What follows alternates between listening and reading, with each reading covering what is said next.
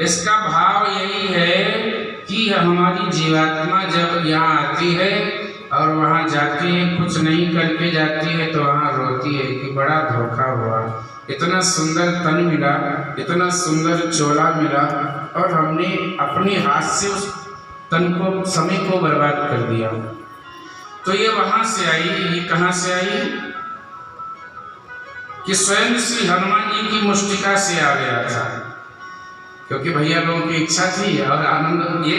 तो श्री हनुमान जी महाराज की मुष्टिका रावण को जब लगी तो रावण ने सराहना तो की, दुख तो लगा, पर दुख के समय भी याद आ जाता कि इस चुनरिया सुंदर चुंडी मिली है, तो लाओ इससे अब भजन करने, तो भी समय का सदुपयोग हो जाता, पर हुआ नहीं सब। और हाँ, हनुमान जी से बहुत, हनुमान जी की बहुत बड़ाई करता था रावण, बार बार करता है, कल भी किया था, आपने सुना है। अंगद जी से हनुमान जी ने यही कहा था कि एक ही बलवान है। अंगद जी से रावण ने कहा था कि एक ही बलवान है, उसमें उसका नाम है हनुमान। कपि बंदर जो आवा प्रथम नगर जेगी जारा। और ध्यान देना, श्री हनुमान जी ऐसे प्रतापी हैं कि चारों युग में प्रताप है। आप सब जानते हैं, चारों युग प्रताप तुम्हारा है प्रसिद्ध जगत।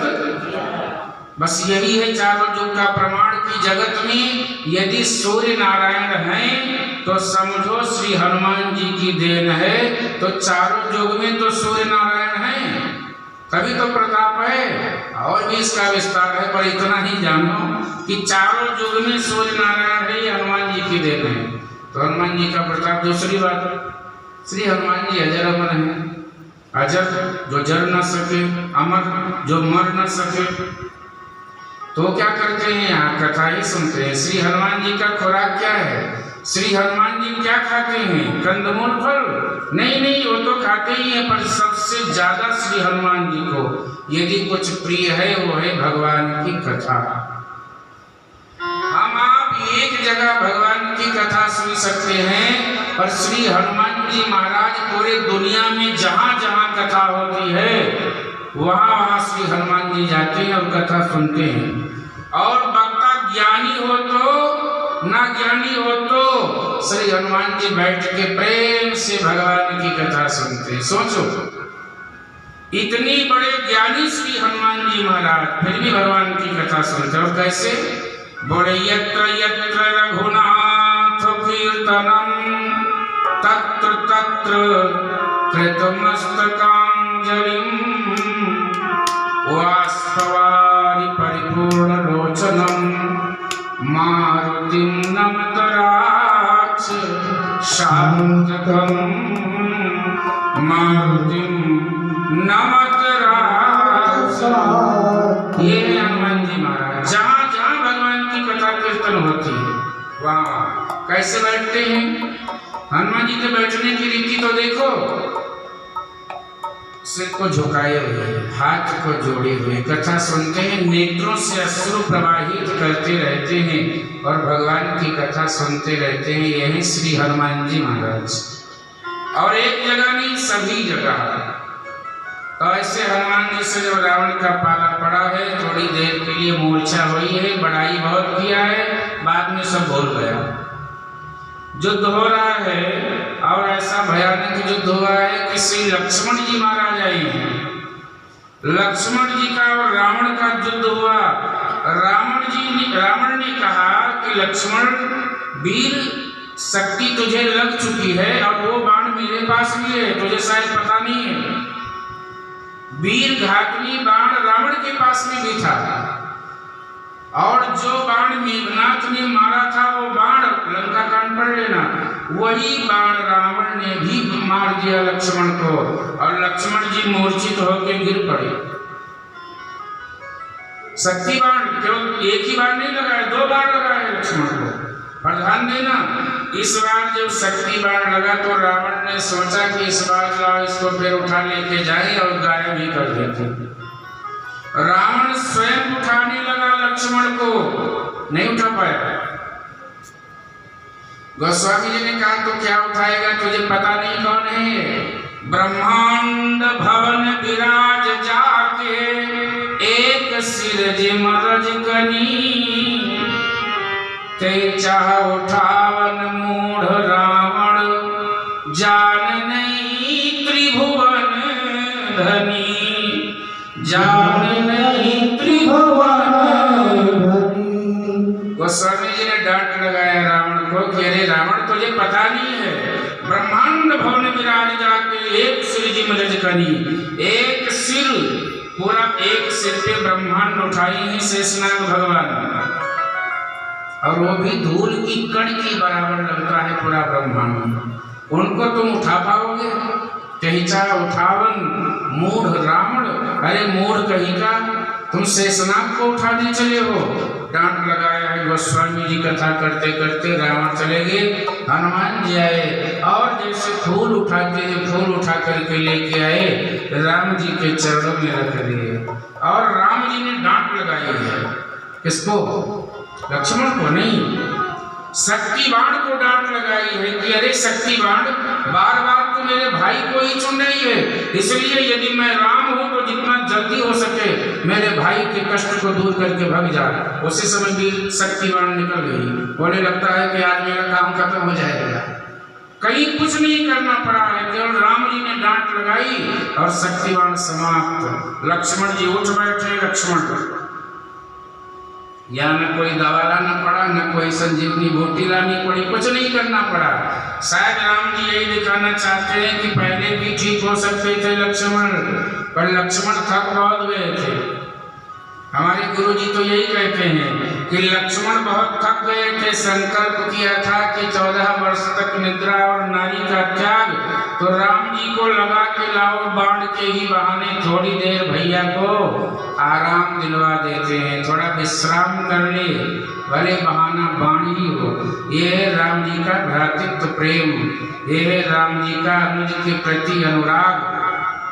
नहीं तो अभी बाण को डांट दिया तो पहले भी डांट लगा के भगा सकते थे, पर पहले तो बड़ी लीला किया, सुशेर बैल को मंगवाया, श्री हनुमान जी गए और क्या क्या लेकर के आए, कितनी सारी लीलाएं हुई। अंत तो गत्वा बहुत प्रसन्न है आज रावण कि एक भाई का वध हमने कर दिया। प्रातः काल दूत जाते हैं, कहते हैं महाराज फिर वो सही हो गया, जीवित हो गया, मूर्छा समाप्त हो गई। रावण ने कहा कि आखिर ये सब हैं कैसे दो तपस्वी। आज रावण एक यज्ञ करने बैठ गया कि अब तो यज्ञ को सिद्ध करूंगा, इसके बाद में युद्ध करने जाऊंगा। विभीषण को पता लग गया। राम जी से आकर के विभीषण ने कहा कि नाथ करे रावण यज्ञ जागा, सिद्ध भये नहीं मरहि भागा, सिद्ध भये नहीं मरहि भागा। नाथ करे रावण यज्ञ जागा, नाथ करे रावण यज्ञ जागा, सिद्ध भये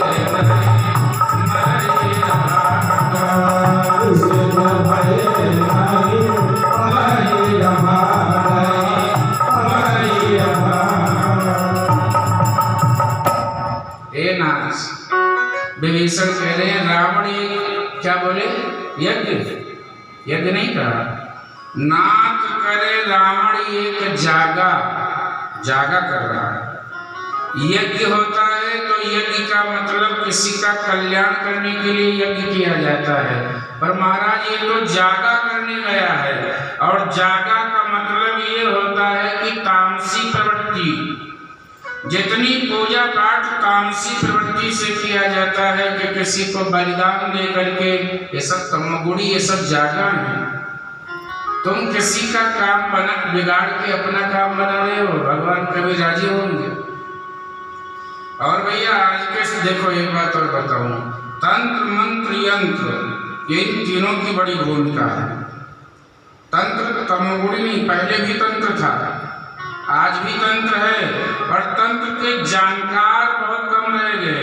तंत्र केवल बलि ही नहीं मांगता है, तंत्र तो तंत्र होता है, तंत्र में भी सतोगुणी होती है।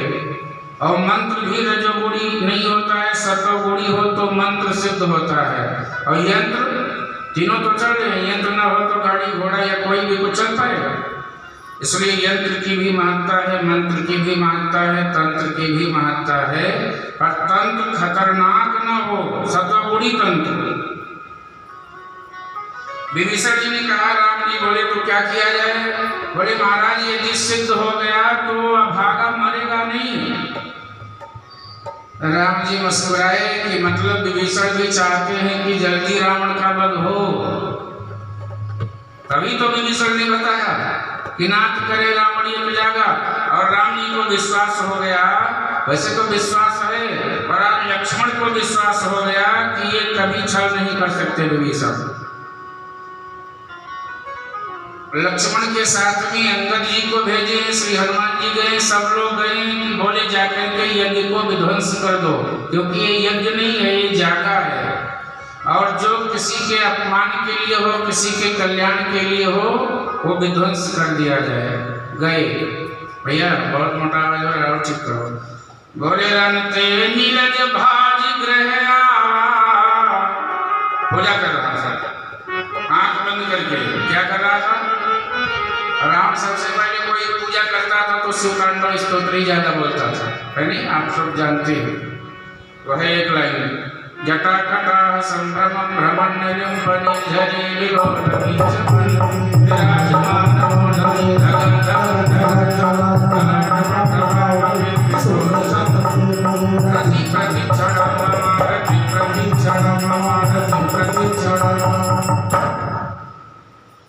ये तो स्तुति कर ही रहा था, पर आज जागा कर रहा है तो आंख बंद करके ध्यान किया। अंगद जी आए और पीठ पे एक मुष्टिका प्रहार कर दिए, कुछ नहीं बोला।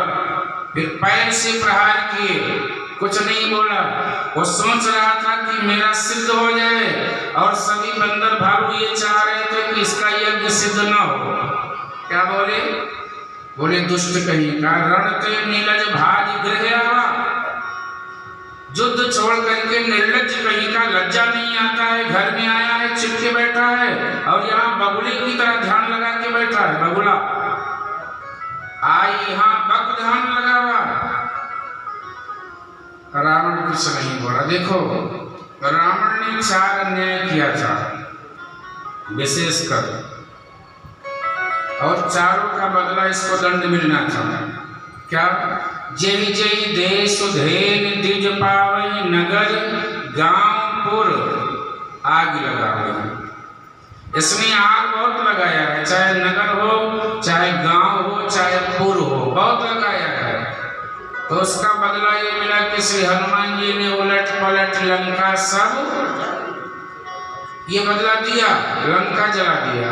और दूसरा क्या किया था? ऐसी गर्जना करता था, ऐसी गर्जना करता था कि देवताओं की स्त्रियां जो गर्भवती थी ना, उन बेचारों की गर्भ गिर जाते थे। और श्री हनुमान जी जब लंका में गए, जलाए लंका, और जला करके वापस चले, तो हनुमान जी ने भी ऐसी गर्जना की कि जितने राक्षस हैं इतने ही रहे, अब ज्यादा न हो। सुंदरकांड है ना? बोले चलत महाधुनि गरजस भारी, गर्भ श्रवई सुनी निशोचर नारी।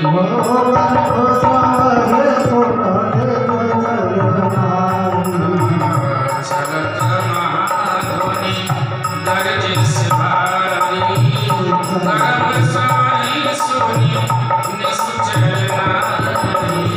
गर्भ श्रवई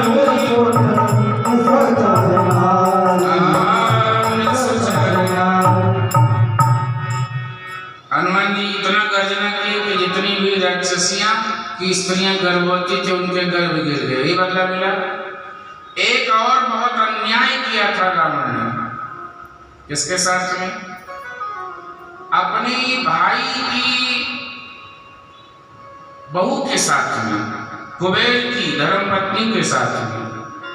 ऐसी कथा की है कि कुबेर की धर्मपत्नी के साथ में बलात् भोग किया था, और बाद में उसने श्राप दे दिया था कि आज के बाद में जिस किसी स्त्री के साथ में तुम बलात् भोग करोगे तुम्हारी मृत्यु हो जाएगी।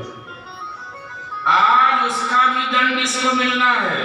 भली बात भोग ना हो पर उसका दंड क्या होगा कि जब देखा है कि रावण नहीं उठ रहा है तो रावण की प्रिय नारी मंदोदरी के केस को पकड़ करके बंदरों को खींच कर बाहर ले आए। ये दंड मिला। रावण मंदोदरी से बहुत प्रेम करता था। जब रावण को लगा कि अभी पूजा और ये पाठ किस काम का, अब भले प्राण चले जाए पर मेरी प्रिय पत्नी का अपमान मैं नहीं देख सकता। फिर त्याग जीवन का आस खड़ा हो गया कि अब प्राण जाए तो जाने दो, और उठ पड़ा। और जैसे ही रावण उठा है ना तो सारे के सारे बंदर कब भाग के आ गए राम जी के पास पता भी नहीं लगा, क्योंकि बहुत क्रोधावेश में उठा। आज युद्ध के लिए बिल्कुल निर्णायक युद्ध है। रथ पे विराजमान होकर के आया है निर्णायक युद्ध करने के लिए। कहाँ है तपस्वी के बच्चे, कहाँ है दोनों राजकुमार, कहाँ है द्विविध नल नील अंगद कपि बलशील सुग्रीव। आज पता लगेगा, आज करो खलकार हवाले पर्यव कठिन रावण के पाले। रावण ने कहा आज पता लगेगा कि वास्तव में रावण है क्या। सब आ जाओ इकट्ठे युद्ध करने के लिए, सबको निमंत्रण दिया है। आओ सब एक एक मत आओ, सब इकट्ठे आओ। लक्ष्मण जी ने कहा भैया आज लगता है बड़ा जोधा बन गया है। राम जी ने कहा कि परासो झरा और परासो बुताना, ये सृष्टि का नियम है। सृष्टि का यही नियम है कि जिस वृक्ष में फल लगते हैं एक दिन टूट के नीचे जरूर गिरते हैं, और जो अग्नि बहुत तेज प्रज्वलित होती है शांत भी होती है। राम जी ने कहा लक्ष्मण चिंता मत करो, बहुत समय तक नहीं ठहरने वाला है, अभी तो हम इसको खिला रहे हैं। देवता लोग ऊपर आ गए, बोले महाराज ज्यादा देर तक मत खिलाओ, हमारे तो श्वास हमारा प्राण अटक रहा है, आप खेल खेल रहे हैं और हमको बहुत डर लग रहा है। राम जी और रावण जी आमने सामने हो गए। आज विभीषण को लगा चरणों में गिर गए, महाराज ये तो रथ पे विराजमान है मेरा भाई, और आप बिना रथ के युद्ध कैसे करेंगे। राम जी ने कहा विभीषण चिंता मत करो, वास्तव में रथ क्या होता है उसकी परिभाषा राम जी ने की है। कि ध्यान देना, नाथ न रथ नहीं तन पद त्राना, यही विध जीतब वीर बलवाना, यही विध जीतब वीर बलवाना। नाथ न रथ नहीं तन पद त्राना,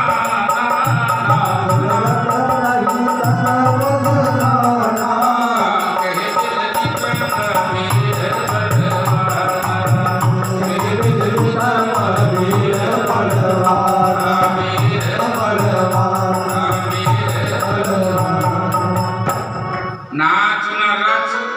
विभीषण ने क्या कहा, महाराज न तो आपके पास में रथ है, न तन पद त्राना, न कोई कवच पहने हो, न चरणों में कोई जूता चप्पल है।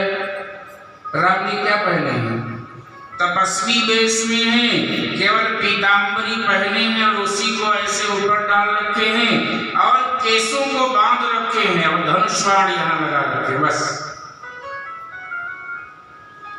राम जी ने कहा विभीषण तुम्हें पता है वास्तव में रथ किसे कहते हैं, वास्तव में कौन रथी है। क्या है महाराज रथ,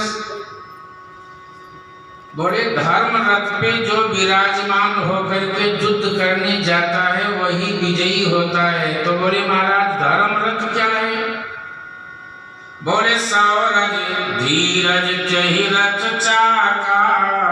थोड़ा ध्यान से सुनना, बोले सौरज धीरज जहि रथ चाका, और सत्य शील दृढ़ ध्वजा पताका, शील दृढ़ ध्वजा पताका। अभी शरीर रथ है, ध्यान से सुनिएगा। तो जब शरीर रथ है तो इसमें पहिया क्या है, बोले सौरज धीरज जहि रथ चाका। चाका मतलब पहिया, चाका। अवधि शब्द है। सूरता और धीरता, सौरज, वीर हो और धैर्य रखो, धीरज रखो। आप धीरज रखेंगे तो ही कोई काम बनेगा, और जल्दबाजी में किया काम प्रत्येक कार्य बिगड़ जाता है। इसलिए वीर भी बनो और धीर भी बनो। वो वीरता किस काम की, ना सोचा ना बिचाना, चाहे जिसको गया मार दिया। वो वीरता किस काम की? वीरता वो जिसमें धीरता। सौरज, धीरज, ये राम जी कह रहे हैं विभीषण जी को। और ध्यान देना, रावण सामने खड़ा है, रावण भी सुन रहा है। बोले वाह, उपदेश तो बड़ा सुंदर दे रहा है तपस्वी का बच्चा। अच्छा, एक और बात बताऊं, जहां जहां युद्ध हुई है, पहले युद्ध के बीच में धर्म होता था। महाभारत का युद्ध देखो, महाभारत के युद्ध में गीता का ज्ञान प्रकट हो गया, और बड़े बड़े लोगों ने सुना कि नहीं सुना होगा, और किसी ने सुना, किसी ने चुना, किसी ने सुना पर चुना नहीं, किसी ने सुना, चुना और धुना, तीनों बातें। सुनो भी, चुनो भी, धुनो भी, तभी जीवन में घटना घटती है। हमारे अयोध्या की बड़ी सुंदर कहावत है अवधमंडल की, कि देखो दाखो तको मत। हमारे यहाँ की कहावत है कि देखो दाखो तको मत, और बोलो चालो बको मत, खाओ पियो छको मत, चलो फिरो थको मत। आई बात समझ में? क्या कह रहा है? देखो दाखो तको मत, देखो अच्छा देखो, देखो दाखो पर तको मत, बोलो चालो पर बको मत। इतना बोलो कि सुंदर बोलो, बको मत, बकवास मत करो, खाओ पियो पर छको मत। इतना खाओ पियो कि एसिडिटी बन जाए, इतना मत खाओ, इतना ही खाओ कि जिससे स्वस्थ रहो। पर हम बीमार खुद हो जाते हैं, कोई चीज अच्छी लगी, ज्यादा दाब गए, बीमार हो गए। ज्यादा मतलब ज्यादा खा गए। खाओ पियो छको मत, पर चलो फिरो थको मत। चलो फिरो, थोड़ा बहुत शरीर का एक्सरसाइज होना चाहिए, चलना भी चाहिए, पर इतना भी ना चलो कि थक जाओ। ये सब रीति है। कहने का मतलब, युद्ध की मध्य में भी धीरता और वीरता, ये धर्म रथ की चर्चा कर रहे हैं, और युद्ध के बीच में धर्म होना चाहिए, इसका मतलब ये है। और हुआ अच्छा, पहले युद्ध होते थे तो धर्म होता था, अभी पहले युद्ध में धर्म होता था, अभी तो धर्म में युद्ध होने लगा है। इतना उल्टा पुल्टा हो गया कि नहीं? धर्म में युद्ध हो रहा है, पहले युद्ध में धर्म होता था। शंख बजा, युद्ध शुरू, शाम को शंख बजा, युद्ध समाप्त। अभी कब कुछ पता ही नहीं लगता कब युद्ध शुरू हो जाएगा और कब समाप्त हो जाएगा। क्यों? सब घात लगा के बैठे हैं। यही नहीं पता लगता है कि ये मेरा शत्रु है या मेरा मित्र है। ऐसा समय आ गया। अरे कम से कम खुल के पता लगे कि ये शत्रु है तो भी ठीक है, या मित्र है तो भी ठीक है, पर मित्र ही शत्रु बन जाता है। राम जी ज्ञान दे रहे हैं, सौरज धीरज तहि रथ चाका। अभी पहिया हो गया, सोता धीरता, सत्य शील दृढ़ है, ध्वजा पताका। रथ में पताका होता है ना। राम जी कह रहे हैं विभीषण पताका क्या है? बोले सत्य। जीवन में यदि सत्य है तो आपका पताका हमेशा उठा रहेगा, आपको कोई परेशान नहीं कर सकता है। इसको पचा लेना, हो सकता है सबको ना पचे, पर समझना, सत्यशील, शीलवान बनना। ध्यान देना, मानस में 3 पात्र हैं, राम जी, रावण जी, परशुराम जी। राम जी में रूप भी है, शील भी है, बल भी है। और रावण में बल है पर ना रूप है न शील है।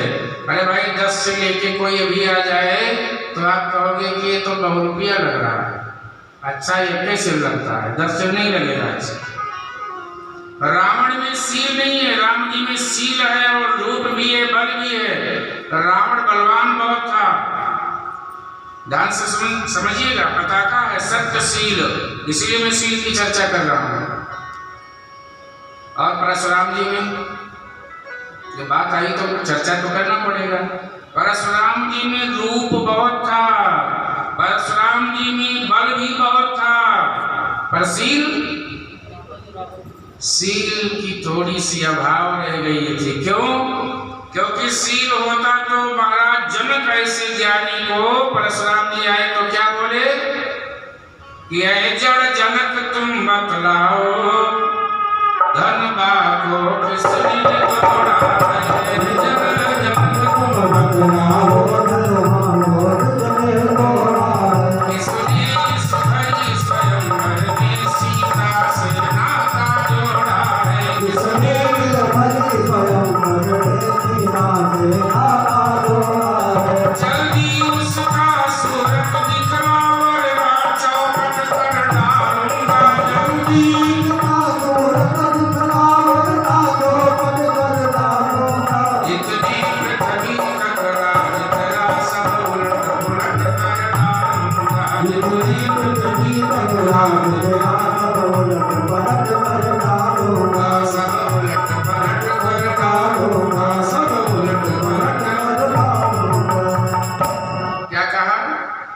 जनक ऐसे ज्ञानी को आए जड़ जनक तुम बतलाओ।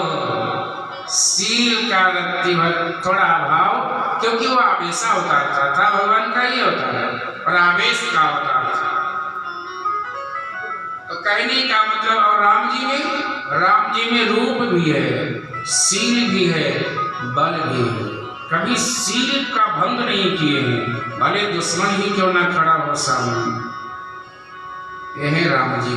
तो राम जी कहते हैं सत्य सील दृढ़ ध्वजा पताका, सत्य को जीवन में उतार लो, ये आपके जीवन की पताका है। सीलवान बनो, ऐसा बोलो कि जब कोई सुने तो बाड़ी का स्वर संभाल लो, बस हो गया भजन। वाणी के स्वर को संभालना है। कभी कभी आदमी गोली मार देता है ना, तो गोली का घाव भर जाता है, पर बोली का घाव नहीं भरता है। सुनाऊं एक दृष्टांत है बोली के घाव के ऊपर। एक राजा ने बहुत सुंदर मकान बनवाया है। बोली कैसी होनी चाहिए? इतना सुंदर, राजा तो राजा है, राजा ने सुंदर मकान बनवाया, सब लोग देखने के लिए आए, पर नगर का सेठ था वो देखने नहीं गया, बोला हम कोई कमाई से हम नहीं जाएंगे। राजा ने कहा आना तो पड़ेगा तुम्हें भी, अब राजा तो राजा है। राजा ने दूत को भेज दिया, नगर सेठ जी आए, महल बहुत सुंदर था, गए अंदर भ्रमण किए, बोले वाह क्या संगमरमर का पत्थर लगा। अब राजा तो खुश हो गया, किसी बड़ाई आदमी को मार देती है, बोले हाँ वो तो है, बहुत रुपया लगा है। तो नगर सेठ अच्छा कहते कहते एक जगह चुप गया, बोला सब कुछ बड़ा सुंदर है, पर दरवाजा बहुत छोटा है और आप बहुत मोटे हैं। तो राजा ने कहा मतलब क्या कहना चाहते हो? बोले दरवाजा छोटा, आप मोटा, आपकी उम्र तो होगी तो निकालेंगे कैसे? राजा ने कहा वाह नगर सेठ, अभी गृह प्रवेश नहीं किया था तो मेरे मरने के बारे में सोचने लगा, जाओ इसको कारागार जेल भेज दिया। यह शब्दों पे बहुत ध्यान देना चाहिए। भैया उठाओ, बैठ जाता है बोलने, मैं कितनी बार कहूँ, हमेशा एक ही बार ध्यान रखो, बार बार ये नहीं कि हम मस्ती में आए तो तुम अपनी मस्ती डाउन कर दो। इसलिए कुल मिला के जैसे ही राजा ने नगर सेठ को भेज दिया कारागार, तो 2-4 घंटे बाद में जब नगर सेठ नहीं आया तो पत्नी गई पता लगाते लगाते, कहाँ गए मेरे राजा जी? राजा के यहाँ गए। राजा जी और कहाँ गए?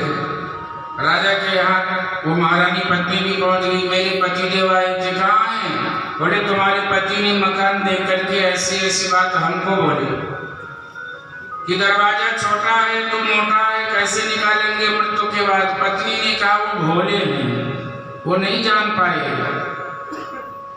तो राजा ने कहा तुम ही बता दो, तुम भोली हो, कैसे निकालेंगे? अरे बोले महाराज कैसे निकालेंगे? अरे आपको टुकड़े टुकड़े काट के बोरी में भर के निकाल देंगे। बोले वाले भोली महारानी है, धन्य है तू तो